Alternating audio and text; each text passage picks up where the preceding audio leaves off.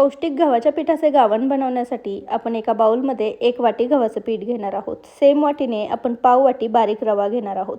चवीनुसार यामध्ये मीठ घालायचं. ही सगळी सुकी पिठं आपण एकदा मिक्स करून घेणार आहोत. आता यामध्ये थोडं थोडं पाणी घालायचं आणि व्यवस्थित याचं एक दाटसर बॅटर बनवून घ्यायचं.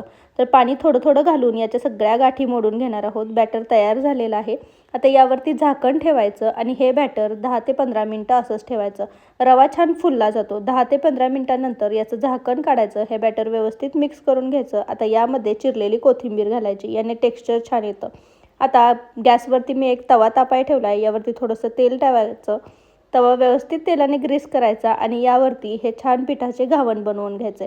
तर पातळसर छान असे घावण टाकलेले आहेत. थोडेसे सुकले की दोन्ही बाजूंनी छान खरपूस होईपर्यंत भाजून घ्यायचे. शेजवान चटणी किंवा खोबऱ्याच्या चटणीसोबत सर्व करू शकता. रेसिपी आवडली तर चॅनलला नक्की सबस्क्राईब करा. फुल रेसिपी वरती त्रिकोणात आहे.